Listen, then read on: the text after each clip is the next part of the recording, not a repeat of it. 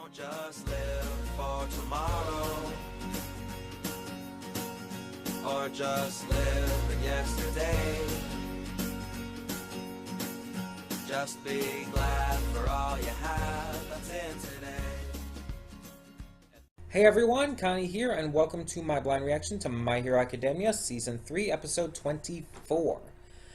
So yeah, we are almost done with this season, and with these past couple episodes, I don't really know what they're going to do at this point. Like, I honestly just have no idea. I do know that a couple new characters are going to be showing up. At least one of them is really popular, and I know what they look like. Because unfortunately, they've been everywhere on social media. It's one of those cases where even I couldn't avoid that. But yeah, so I don't know who they are. I've seen their pictures and stuff, and I've seen that apparently one of them is like, I don't know, I guess at least one person really was, like, judgmental about the design, and I guess there's, like, a couple differences between his design in the manga and the anime. And this person was extremely horribly judgmental, saying that they ruined the character and all just because the design is slightly off. Which I did respond to and basically said that I hate that kind of mindset, and that a character is not solely a character is not their design.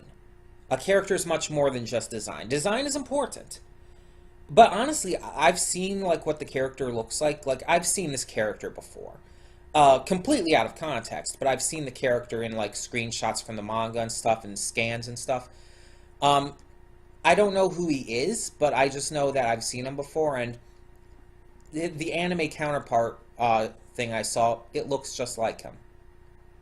Oh boy, so the hairline isn't as far down as in the manga. Ooh. People complain about the dumbest shit. Like, seriously. There's nothing wrong with his anime design. Nothing at all. Again, I don't know anything about his character, though. I have seen these things floating around. I don't know even what the context behind him appearing in this episode is going to be. Now, just to recap, the full number of episodes in this season, let me just make sure on this. I think it's 26, I want to say. But I am nowhere near confident on that.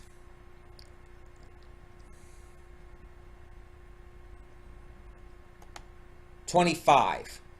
Okay, so next week's episode will be the final episode of the season. And I need to discuss this real quick. I could discuss it at the end, but I want to discuss it here at the beginning. So, here's the deal. Next week's episode of My Hero is the last one. That means that that slot will be open. So, will I be replacing it with anything? Well, you also have to count that this is technically a Saturday slot, though, due to various reasons, I've pretty much been recording My Hero and releasing it on Mondays. It's supposed to be a Saturday slot. And Saturdays also had My Little Pony Friendship is Magic on it, Season 8. Now, I have all of the rest of Season 8 for MLP recorded, because stuff was released early in other countries, and so to avoid spoilers, I wanted to get to it early. So all of the rest of Season 8 of MLP is done, and next week, My Hero will be done. So Saturday will be basically open in terms of recording. Because again, everything for MLP is already recorded and set, so it's just like, I don't have much work to do regarding that. And Steins Gate Zero is technically coming to a close soon too, but I've got quite a bit to catch up on that still. But for Saturday's slot, that does mean something will be open. I will have a spot open on Saturdays. Um, and so the question is, will I replace it with something? Well, at this point, I don't know. I'll be honest and I'll just say I don't know. Um, I'm only going to be doing one reaction series for the fall season of anime this time around, and that's going to be JoJo's Bizarre Adventure Vento Arreo, which starts on the 5th, which is a Friday. In fact, it's next week. Now, this week's episode, which is this Saturday, the 29th, is the last episode of My Hero Season 3. Meaning the next week, when the fall season begins, that would be perfect. Because then if JoJo airs on the 5th, on Friday, I'd be easily able to get it up for Saturday, right? Well, that's basically what I'm thinking is the plan right now. That JoJo is just going to be instantly replacing My Hero, because it just works out perfectly. I do have some other shows that I do want to get to. The Dragon Prince and Hilda, mainly. But I think I'm going to wait on those for now. I think I'm going to end up replacing DuckTales, since that's probably the next one that I'll end up finishing, with Dragon Prince. And then Steins Gate Zero, I think, is probably going to end up being the next one to open up for Wednesday. So I will probably end up getting Hilda there. But yeah, it's just like, none of this is confirmed yet. We'll have to see where it goes, and I will continue to update you. But I did just want to bring this up, because it's a big deal. Season 3 of My Hero is ending. And we don't know yet when Season 4 is going to air. I would probably say summer of 2019 to be safe. I do not think it's going to happen in the winter or spring season. To be safe, I would bet on the summer season at the earliest. And then it would run through the summer and the fall. It might come in the spring and run through the spring and the summer, just like this one did. But I don't know. I think that's kind of pushing it, maybe. We'll see. We will see. But that is the current plans. That can change. We'll have to wait and find out exactly what's going to happen. But yeah. Either way, other than those 2 new characters, I guess, showing up in this episode, I don't know anything about what's actually going to happen. We're done with the provisional licensing exam. Almost everyone from the class has got their licenses. And we've already had the big fight with Izuku and Bakugo, which ended in some real powerful shit. And Bakugo's continued growth and development being just as phenomenal as ever. Seriously. Like, I've been thinking about it this past week since we did the last episode, and I honestly can't, like, argue it anymore, really. Bakugo is one of my favorite characters. Not because of his personality. Not just because his quirk is awesome, and it is. It is an awesome quirk, and the ways he can use it is really cool. But it's because of his growth and development and how much care is put into his character. And I know Horikoshi would have done this in the manga, too, so I'm not going to give all the credit to the people behind the anime adaptation. You definitely have to give the most credit to Horikoshi. It's his story, it's his characters, his development and all. The anime crew, they're just adapting it. But they're adapting it excellently. You can't argue that. Bakugo's voice actor, whether in the Japanese or the English, phenomenal. They're both doing amazing jobs at portraying Bakugo's growth and development.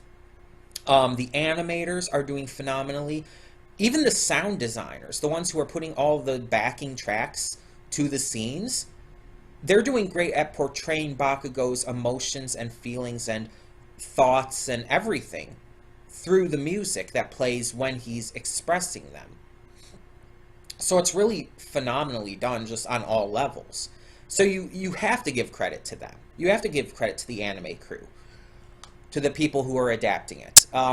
But the most credit does still go to Horikoshi. um, but yeah, it's just like Bakugo has definitely risen up for me.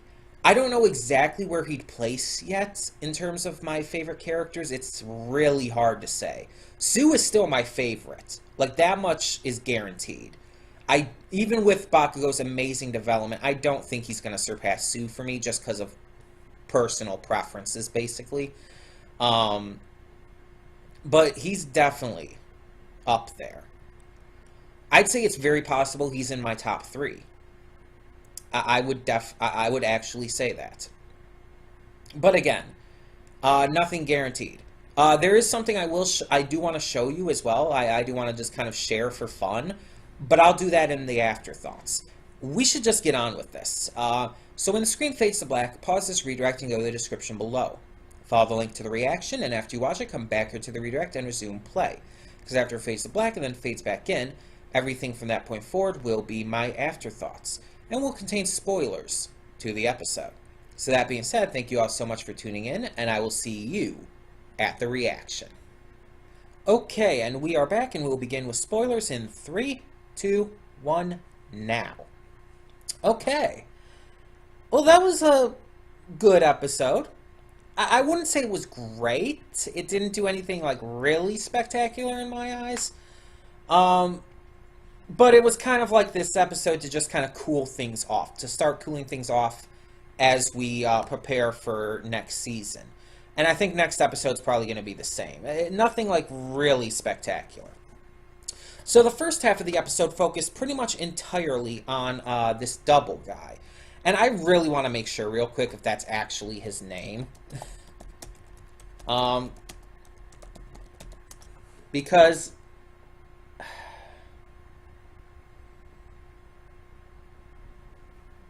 I honestly am not sure. Okay, no, Twice is the name of the guy. Okay.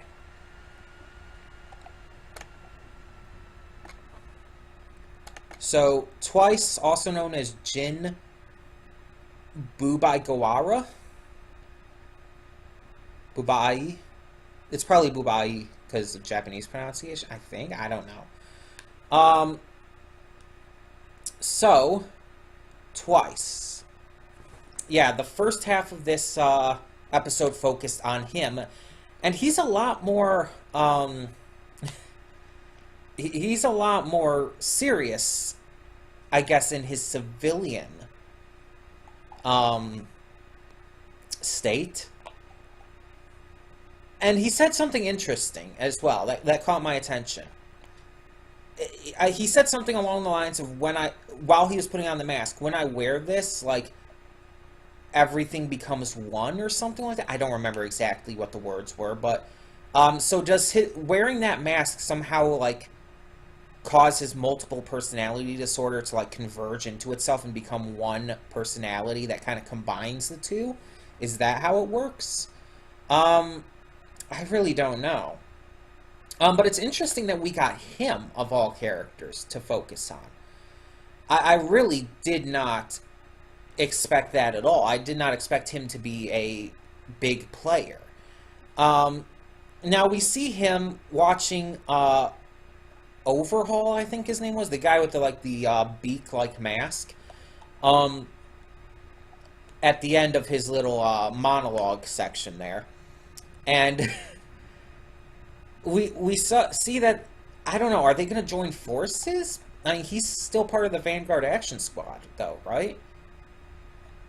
Though it seems like they've kind of split up and are, I guess, if you want to take what Dabi's doing, looking for new members? So maybe Double's going to try to recruit Overhaul? I don't know. I really just do not know. It'd be interesting. I mean, I don't know these new characters very much. All I know is that Overhaul, apparently people like him, and that he's probably going to end up being a main villain somewhere down the line. Obviously not the main villain, but you know what I mean. But yeah, the first half of the episode was focused pretty much entirely on that stuff. We saw Giran again, and I definitely want to know more about Giran. Right now, he seems like he's just kind of an informant and sort of like a behind-the-scenes villain, which works. I like that idea. But I want to see more of him at the same time. I definitely think further down the line, he's going to become a lot bigger of a character. I don't know exactly how, but I'm excited to find out. And then the second half comes along, and we find out that Izuku and Bakugo, during the first 3 days of classes, are continuing to do their punishment of cleaning the dorms and all. But apparently they're not allowed to go to classes during this time? I'm sorry, but that just seems like an extremely bad move. I mean, yes, it looked like what they were mostly learning was just the remedial stuff, the, like, English language stuff, like with Present Mic and all. It didn't seem like they were focusing too heavy on the big hero stuff at that point. But still, it's like these are still students who still need to learn this stuff. They shouldn't be excluded from classes. Excluded from, like, some extracurricular activities, yes. Excluded from doing, like, a bunch of cool things outside of classes, yes. They should still have to clean the dorms and everything as well. But they should not be excluded from their classes. That's, again, to put it in Aizawa's words, it's illogical. It just makes no logical sense. And, I get that, that, I don't know, I was gonna say, I get that maybe they're doing it just to try to hide the entire, hero thing that they mentioned, the, expanded versions, you could say, I guess, of the, internships. I guess they're trying to hide that from them as a sort of punishment, or, like, just put that off, but I don't know. It's just too hard to say at this point. I don't understand at all what the thought process for that was. But during this time, we also meet some other new characters. Specifically the big three. And I compared this to One Piece during the reaction. Let me explain. If you're not a fan of One Piece, you might not have understood what I meant there.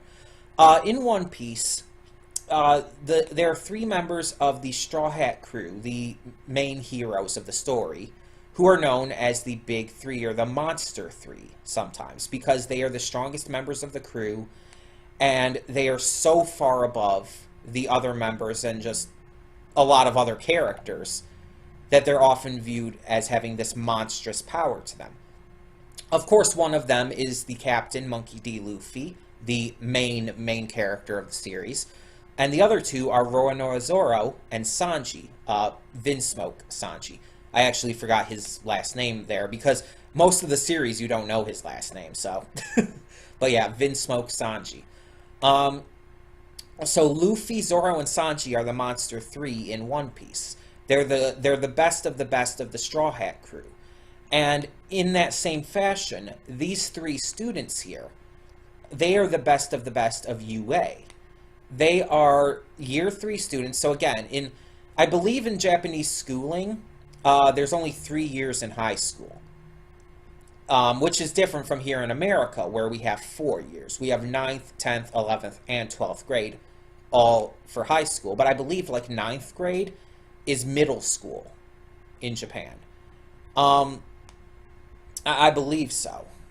But I don't think, they don't usually just go by that kind of system either. They don't, like, say 9th grade. They say, like, 1st year, 2nd year, 3rd year, so on. So, yeah, I think it's a completely different system. Plus, with schooling in Japan, they also have less breaks and shorter breaks from classes and stuff. Especially, like, their summer vacation is definitely nowhere near as long as here in America. But yeah, it's wild to think about that there are these 3 students who just tower above the rest. I like that they're 3rd years, they're like seniors, so that makes sense that it would have taken until they got to their seniors to really reach that rank. Now, I don't know. We don't know, like, too much about them so far. The blue-haired girl, she seemed really energetic when she was talking to the blonde, Tintin-looking dude. But that's really all we've seen. The other guy, I don't think we saw much of anything from. And then there's the Tintin guy, and I'm going to keep calling him that until we know his name. I don't think it was mentioned in this episode. Apparently his quirk allows him to pass through solid matter, I guess? Because it looked like he was just phasing through that wall, almost like he... Like the wall was like water to him. And he was going through it, like, as naturally as just moving through water. Probably even more naturally, because water does tend to slow you down and everything. He was going through the wall, and then he came up from the ground and everything. It's just like, I really want to know the details behind his quirk. Personality-wise, he definitely seems to have a bit of energy as well, just like his the other member of the Big Three. But he also, I don't know, something seems like off about it. Like his energy almost seems like he's, I don't want to say putting on a ruse. I don't think he's faking the energy, but more that he's exaggerating it. I think to like try to hide something. I don't know, it just came across like that to me. I could be completely wrong and he might just be like that. But it just, I don't know, something about it felt a little off to me. That's all I'm saying. Yeah, I don't know. I just do not know at this point. I guess we'll have to wait and see. We'll have to wait and see what happens. We'll have to wait and see what his character's like. Hopefully we'll get more of that in the next episode. But yeah, the big thing this episode did is it introduced us to some new characters. And they're definitely going to be, I think, big characters probably in the next arc or two. There's definitely got to be a big reason they're introducing us to them. And it kind of reminds me of how they introduced Dabi and Himiko. Well, and the others to a lesser extent, but definitely Dabi and Himiko.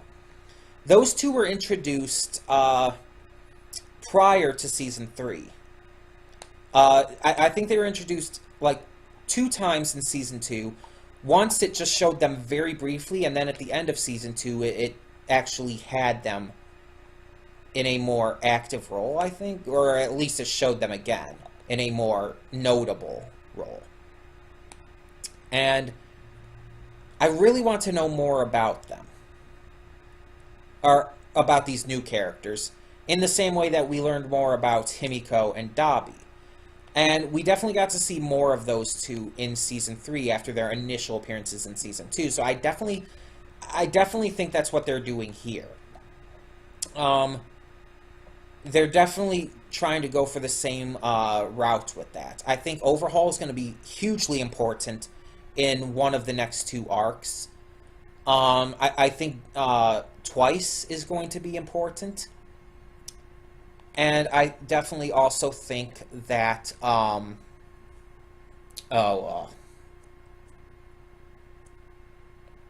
Tintin dude. Yeah. I think him and the other big 3 members are going to be important. I was trying to think of his name for a moment as if I knew it. I don't know. But yeah, I'm just trying to figure out, like, all of these details.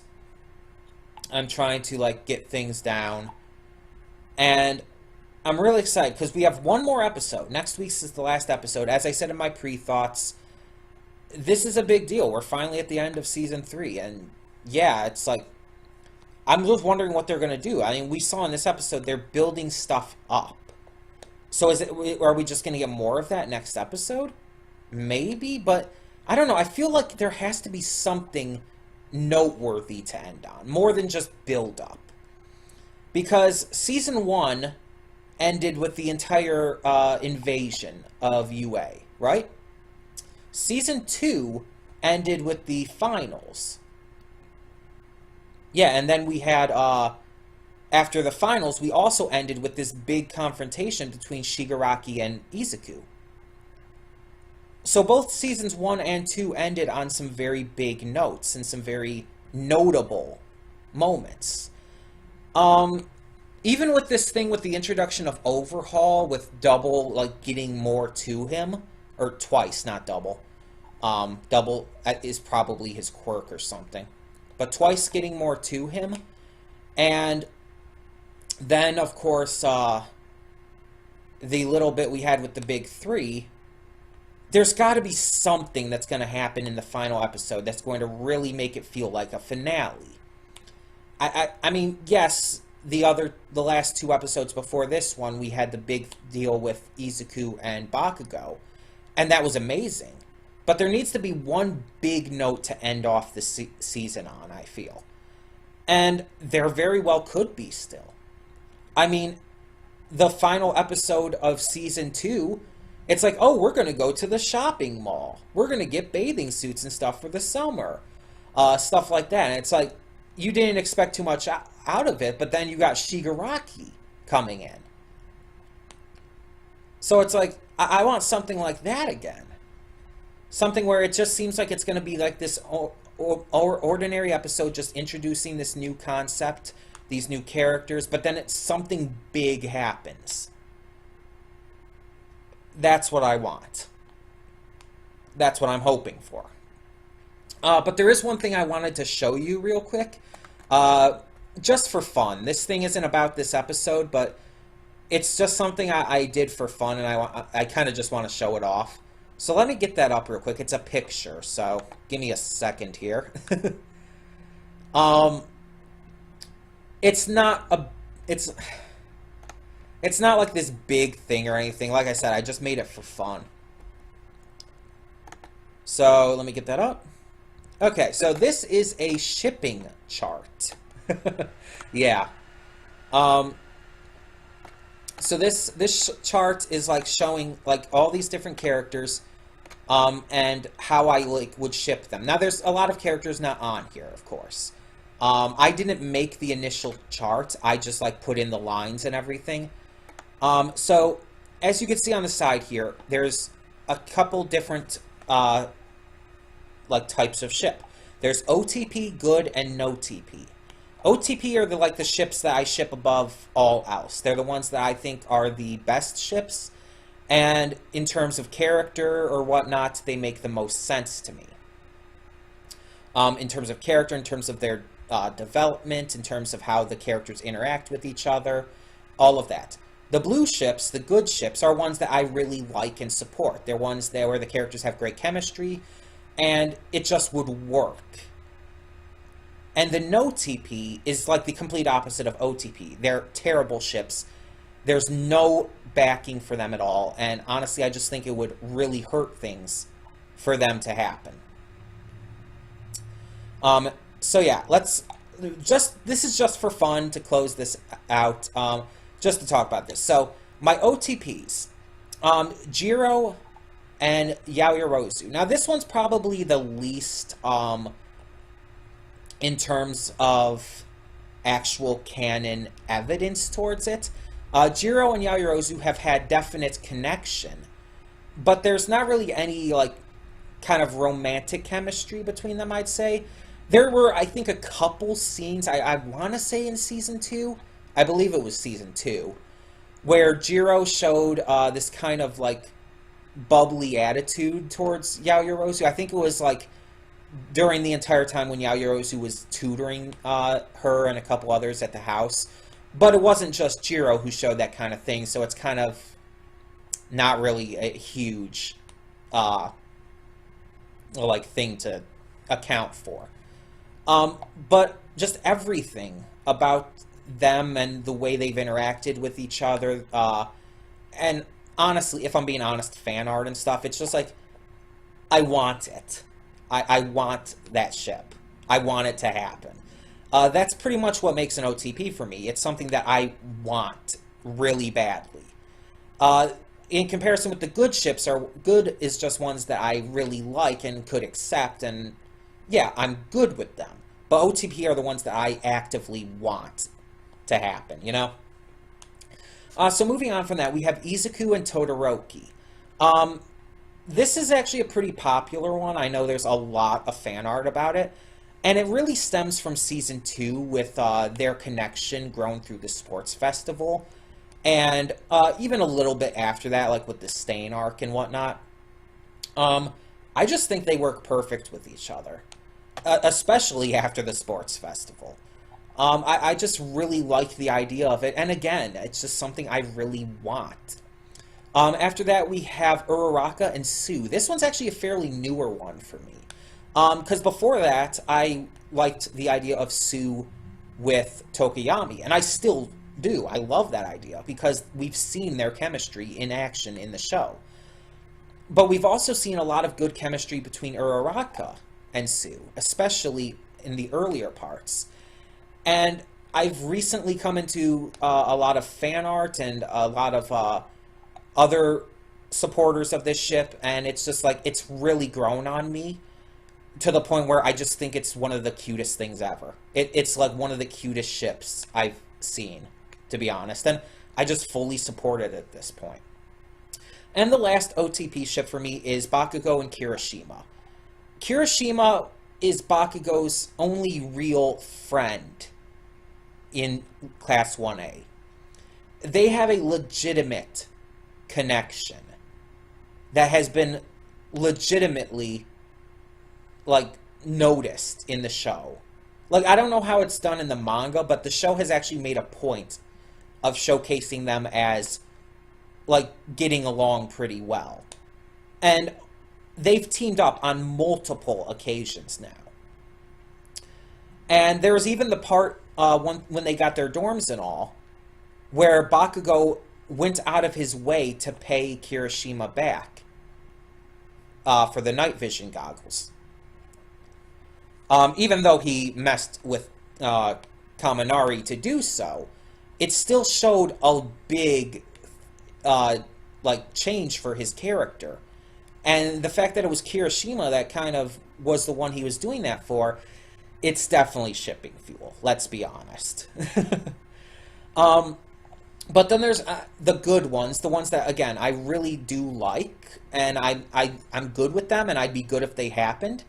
And I've just always kind of liked the idea of them. But they're not like ones I actively want to see, you know? The obvious one is Izuku and Uraraka, which is most likely going to happen. They've even been playing with it in the show.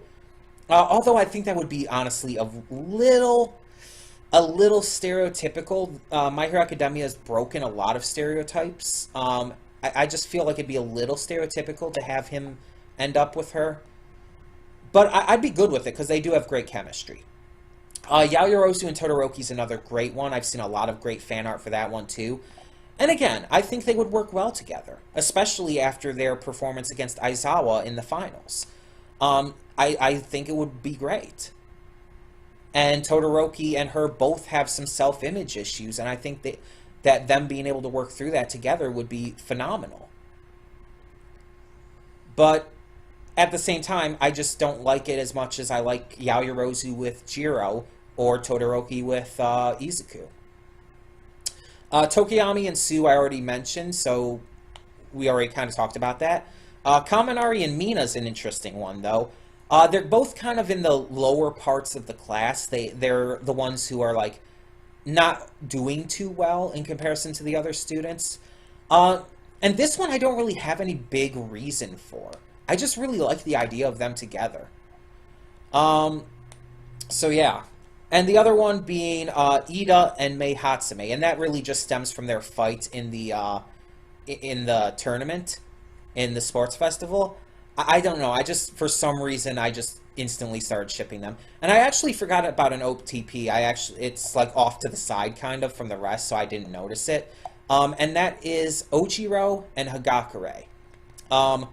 Yeah, it's just like, they're perfect for each other. Just everything kind of has just made that a thing. I think most people ship that. I haven't seen any other ships with either of them, which is unusual. Neither of them have any other ships that I've seen, but they're always shipped together, and I agree with it. I don't really have any reason to not. And I do, like, legitimately like it. It's not just because I don't have a reason to not agree with it. I do legitimately like it. But then we get to the no TPs, ones I am just strongly against. And I'm not going to go too much into detail with them, but I don't like the idea of Izuku with Bakugo. That is a legitimate ship out there. I despise it. I despise that ship so much.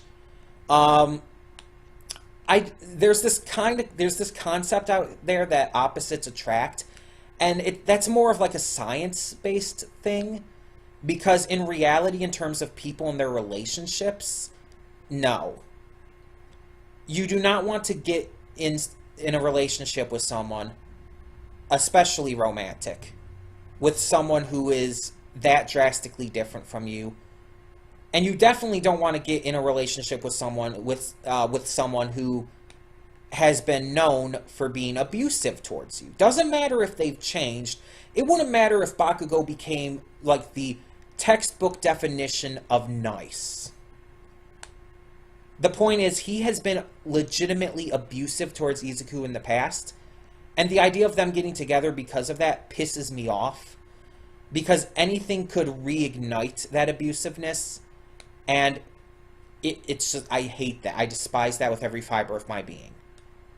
Izuku with Ida, I've actually seen that ship in a couple places. I don't get it. It makes no sense to me. It's a no TP for me, and not just something I just don't agree with, because just everything about it just screams no to me. It's just like, no, why? No. Then we have Bakugo with Uraraka, and it's kind of the same reason with Bakugo and Izuku. Although Bakugo hasn't really abused her or anything, it just... I think the ship was born from their fight in the sports festival, like a lot of these ships have been.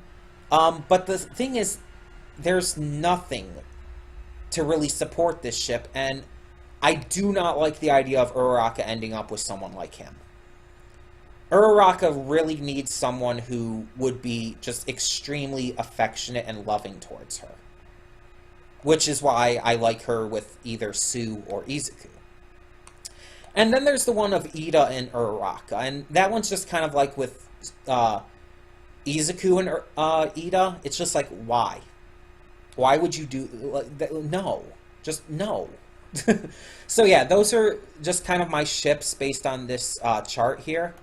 Out of my OTPs, my absolute favorite would probably have to be Sue and Uraraka.